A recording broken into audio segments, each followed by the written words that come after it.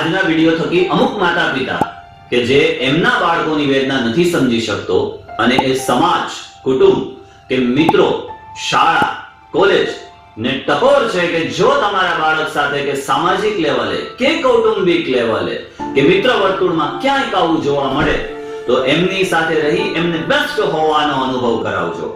સાથે એમને નવી દિશા સૂચવી શ્રેષ્ઠ હોવાનો અનુભવ કરાવજો. એક વિદ્યાર્થીના જીવનકાળમાં એમની નોકરી સુધી અઢળક સમસ્યાઓ ફેસ કરવી પડતી હોય છે, પરંતુ એ પીડા, એ દુઃખ, એ દર્દ કદાચ સહી નથી શકતો, રહી નથી શકતો અને એ કોઈને કહી નથી શકતો અને ઘણા પોતાના વિદ્યાર્થી કાળનું જીવન ટૂંકાવી જાય છે અને ઘણા ગૂંચવાયેલા છે. તેમાંથી લગભગ 10% લોકો બહાર નીકળી શકે છે. ત્યારે આજના વિડિયોમાં એમના વિદ્યાર્થી કાળની વેદના મટાડવાનો પ્રયત્ન કર્યો છે અને માતા પિતા, સોસાયટી અને મિત્રો સાથેની સુસંગતતા જાળવવાનો પ્રયત્ન કર્યો છે.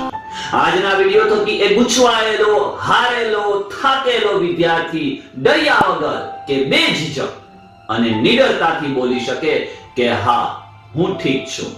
કોલેજ કાળ પૂરું થાય છે. અમુક વિદ્યાર્થીની 8 થી 10 લાખ પેકેજ સુધીની જોબ પ્લેસમેન્ટ લાગે છે અને અમુકને હતાશા, નિરાશાનો સામનો કરવો પડે છે. એ પ્લેસમેન્ટ મળવાની ખુશીમાં જ્યારે પાર્ટી કરવાનું આયોજન કરે છે ત્યારે જેને જોબ નથી મળતી તેને સોસાયટી, અમુક માતા પિતા, કુટુંબોના શબ્દોના ટોણા મેણાના ડરથી તેમની પરિસ્થિતિ શું હોય છે અને એમના મિત્રને શું કહે છે, ચાલો જોઈએ. તને શું લાગે છે, મારું મન નહીં કરતું હોય પાર્ટી કરવાનું, મોજ મસ્તી કરવાનું, ફરવાનું? નાનપણથી માંડીને આજ દિવસ સુધી મોજ જ ક્યાં કરી શક્યો છું? તું દોસ્તના બર્થડે પર નથી જઈ શકતો કેમ કે તું ભણવામાં નબળો છો. સ્કૂલ પિકનિકમાં તું નથી જઈ શકતો કારણ કે તારું ગણિતનું ટ્યુશન રહી જશે. દરેક છુટ્ટીઓમાં ઘરનાઓને કહેતો હતો કે ક્યાંક ફરવા લઈ જાઓ, ક્યાંક ફરવા લઈ જાઓ, પણ સીધો જવાબ એ જ આવતો હતો કે પહેલા સારા માર્ક્સ લાવીને બતાવો. અરે ક્યાંથી લાવું સારા માર્ક્સ? હવે જરૂરી થોડી છે કે દરેક બાળક ટોપર જ જન્મ લઈ શકે. કોઈક હોય છે અમારા જેવા કે દરેક દિવસે આ સોસાયટી, આ સગાવાલા અને ત્યાં સુધી કે આપણા પોતાના પણ અડધું કરીને વયા જાય છે. અરે બચપણમાં ઘણા સપનાઓ જોયા હતા ને કે આ કરશું, તે કરશું, પણ રિયાલિટી ચેક તો સ્કૂલથી મળવાનું શરૂ થઈ ગયું હતું.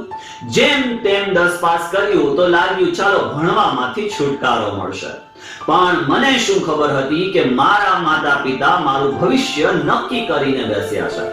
મને પૂછ્યા વગર મને સાયન્સ લેવડાવ્યું અને નંબર ઓછા આવ્યા તો મારી પર જ બ્લેમ નાખી દીધું કે તું મહેનત નથી કરતો.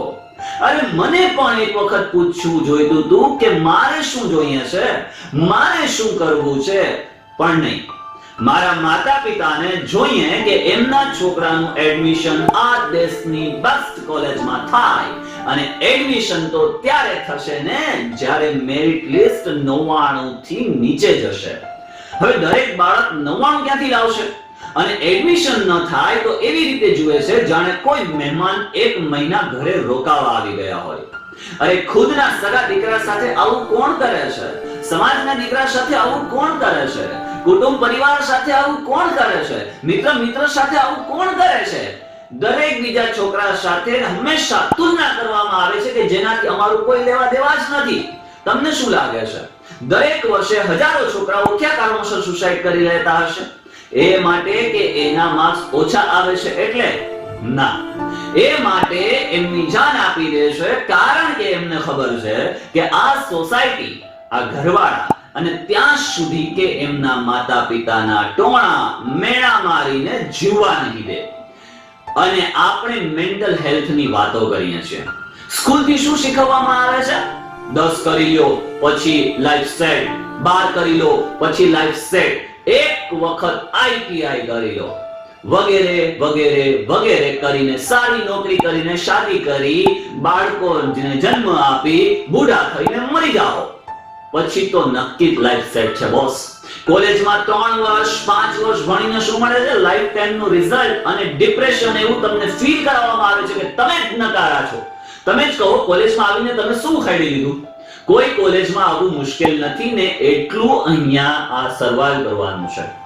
ઘણી ખ્વાહિશો લઈને આવો છો કે સ્ટાર બની જશો, હીરો બની જશો, પણ જ્યાં સુધી ખિસ્સામાં પૈસા ના હોય ને કશું જ નથી કરી શકતા. અમીર ઘરના છોકરાઓ ગરીબ ઘરના છોકરાઓને એવી નજરોથી જુએ છે જાણે ખબર નહીં તમે શું ગુનો કરી નાખ્યો હોય. આખી રાત રીલ જોવામાં નીકળી જાય છે કારણ કે એક મેસેજ આવી જાય. પણ અમારા જેવા લોકોને કોણ મેસેજ કરશે? ઘણું મન થયું કે એમની સ્ટોરી પર એક રિપ્લાય આપી દો, પણ એ જ વિચારીને રહી જાઉં છું પણ મારાથી શું કામ વાત કરશે? શું ઉખાડ્યું છે મેં મારી લાઈફમાં? ના સારી શક્લ છે, ના સારી બોડી છે, ના પૈસા છે, શું છે મારી પાસે? દેવા માટે હોય તો માત્ર એક મોહબ્બત પ્યાર, અને મોહબ્બત પ્યારથી તો ઘર ચાલતું નથી. જો એમ હોત તો ટાઇટેનિક વાળો પણ જીવિત હોત અને હું પણ મારા જીવનમાં થોડો ખુશ થતો હોત. આ ટી-શર્ટ ધોરણ 12 માં લીધું હતું, પણ આજ ગ્રેજ્યુએટ થઈ ચૂક્યો છું. મારી લાઈફમાં આની જેમ ખાડા થઈ ચૂક્યા છે. કોઈની પ્લેસમેન્ટ થઈ રહી છે, કોઈની ફોરેનમાં જોબ લાગી રહી છે, કોઈ એમના પપ્પાના બિઝનેસ સંભાળી રહ્યો છે. કેમ જલેસ ના થાવ ભાઈ? મારી પાસે આ ત્રણમાંથી એક પણ વસ્તુ હોત ને તો કસમથી આ ઊંઘની ગોળીઓ ના ખાતો હોત. ને છતાં પણ મારા મમ્મી પપ્પા કહે છે કે તારી પ્લેસમેન્ટ કેમ નથી લાગી? કેમ કે જોબ માટે તમારા પુત્ર પાસે અનુભવ હોવો જરૂરી છે, અને અનુભવ માટે જોબ. અને આ નોકરી જ નહીં આપે તો અનુભવ ક્યાંથી લાવીશ? મા બાપને એમની ઇજ્જતની ફિકર છે, અને આ શિક્ષકોને ગ્રેટની. દેશનું ભવિષ્ય કહીને બસ કારખાનું ચલાવી જાય છે ને ચલાવી જાય છે, જ્યાં દરેક વિદ્યાર્થીની વિચારવાની શક્તિ શૂન્ય થઈ ચૂકી છે. અને અંતે જો છોકરો જીવ ટૂંકાવી નાખે તો 2 દિવસ રોશે અને ત્રીજા દિવસે એમને જ કહેશે કે અરે સહન ન કરી શક્યો.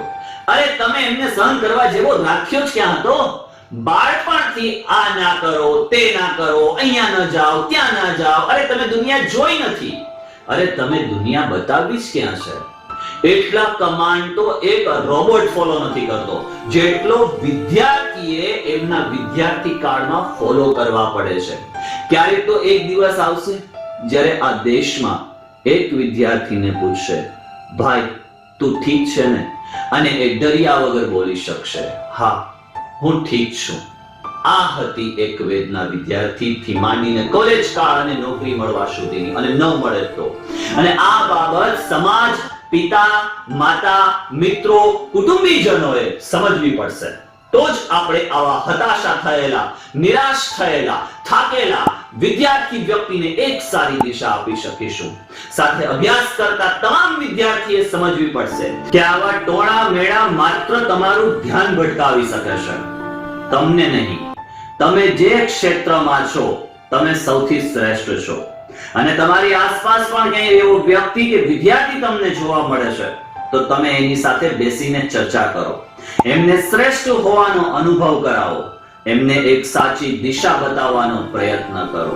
હકીકતમાં એમનું વિદ્યાર્થી જીવન, એમનું ખુદનું જીવન એ સાર્થક બનશે. ધન્યવાદ.